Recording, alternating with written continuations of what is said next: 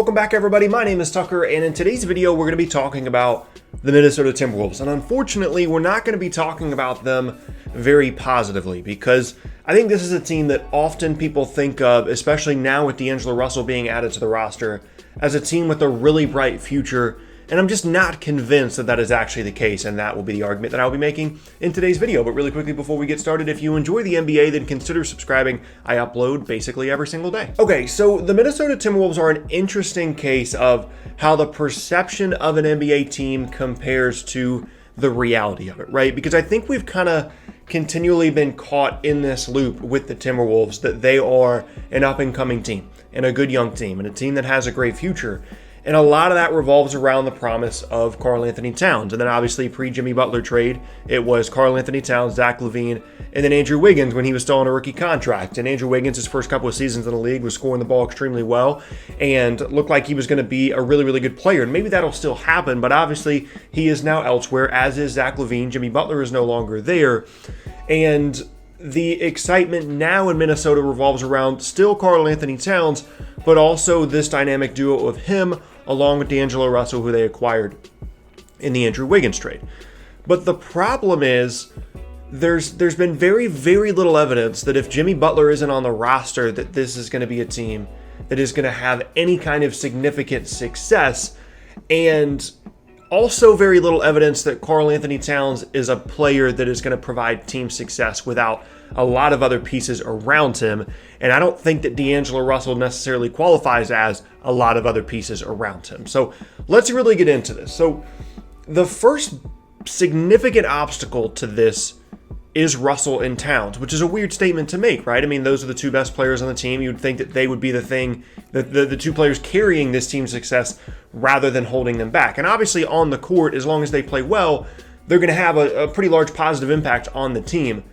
But the issue is the fact that you're pretty much locked into these two guys, and they're taking up 55 to 60% of your salary cap space moving forward, which if they're really good young players is fine. And Towns certainly is shown to be a player with all NBA caliber talent. I'm still kind of out on Russell.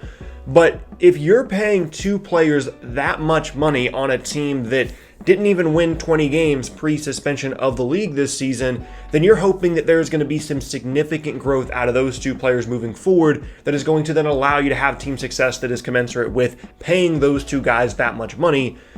And I don't know how sure I am that that is actually going to happen. So it's a weird situation, right? Like you want to have Karl-Anthony Towns and D'Angelo Russell on the roster because they're young talents, because they're still growing, because they're still developing, and they certainly can get a lot better. But if they don't get a lot better, suddenly the contract becomes an issue because it, negates your ability to improve the team in a significant way. And that doesn't even mention the on-court aspect of this, and that is neither of these guys are necessarily great defensively, so you might be able to score some points, but again, is that team success going to follow with such limited defensive capabilities from two guys that are your best players, but also, so highly paid, right? So that's the first issue. The other issue is, what is the roster outside of those two players? Because again, we continually get into this mindset with Minnesota that they have all this young talent. And again, I'm not sure that that's true. I've liked Josh Okogie, but if he can't learn to shoot the basketball, it's just not going to happen for him. And so hopefully that does happen. He can be a nice piece. Not someone that I'm incredibly excited about paying a ton of money, but a nice rotation piece. Jarrett Culver did not have a very good rookie season at all.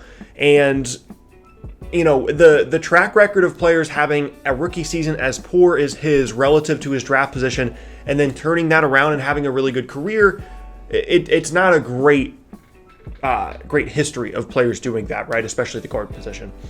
And then when you look at the situation with Malik Beasley, who I probably like the best on this roster outside of Karl-Anthony Towns and outside of D'Angelo Russell, I'm probably most excited about Malik Beasley, but he's going to need a new contract this offseason, restricted, and however free agency works out this offseason will be interesting to see. And ideally, they're going to retain him, but if they do, it's going to cost them some significant amount of money, right?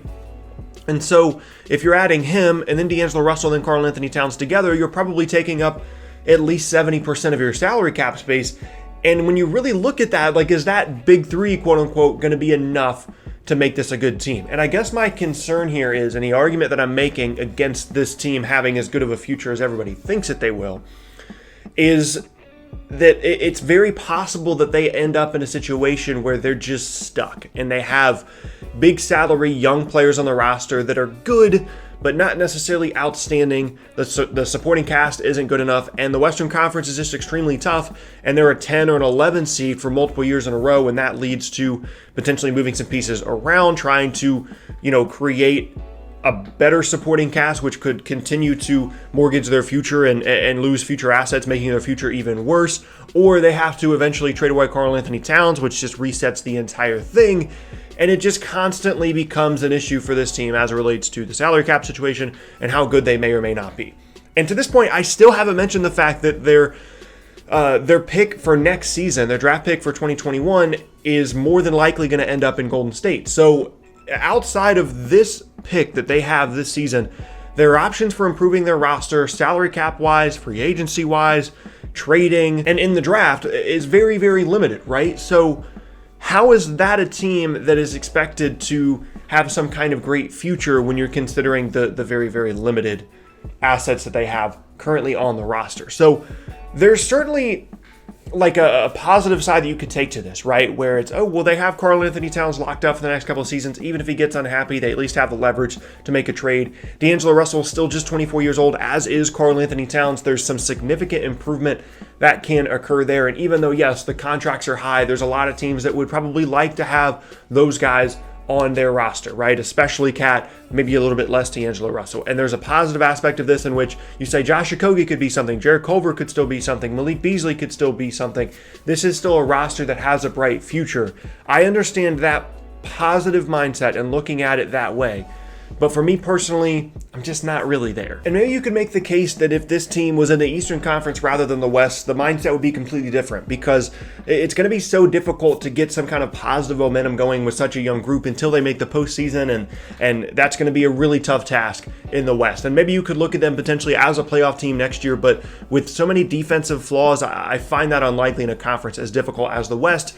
And for some of you, it might seem like I'm being really harsh about this, but this is just kind of the reality of the way that NBA teams rebuild their rosters now. They're so aggressive with tanking, with trying to be bad and accumulating young players, that so often they have missteps along the way where they mistime certain moves, or they make the incorrect move, or they sign the wrong player, and they don't take advantage of the opportunity that they have with having someone like Karl-Anthony Towns on a rookie contract. And that's kind of what happened here with Minnesota, is they made the Jimmy Butler trade. Yes, they made the postseason, but it wasn't the right move for them. And if they had kept the pieces in the Jimmy Butler trade, they'd be in a much better situation now than they actually are currently. No matter what they did with those assets, what they got in return for Jimmy Butler upon trading him again, and then upon trading those pieces again, like it just wasn't worth what they gave up when you're talking about Zach Lavine and Lauri Markkanen. So it's just kind of the nature of NBA rebuilds now. Like if you don't do everything right, you can get yourself into this constant cycle unless you get really, really lucky and bring in, some kind of top tier player outside of the top 5 in the draft, which is really unlikely.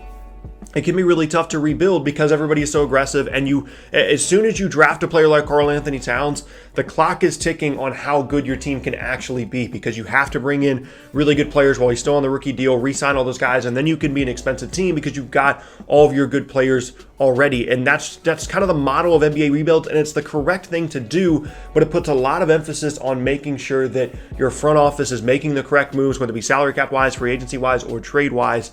And unfortunately, the Timberwolves have just done that incorrectly, and now they've essentially forced themselves into this position where a lot of things have to go right for them to be, some kind of bright future team over the next few seasons. And I'm just pessimistic at the moment that is going to actually happen for them. I could be completely wrong about that. D'Angelo Russell could be incredible next year. Karl-Anthony Towns could step up defensively in addition to continue to carry this team offensively. Players like Josh Okogie, Malik Beasley, Jarrett Culver could be really good on the wings, and they could figure it all out, right? But I'm just pessimistic, and I feel like the perception of this team relative to the actual expectations and like what should actually be expected of them, I feel like there's a very, very wide gap between those two things, and I just kind of wanted to point that out to you guys and see if you agree. And yeah, there you have it. That is going to be the end of today's video, and I thank you all very much for watching. Once again, my name is Tucker. If you missed any of my previous videos, then be sure to check out the boxes on screen.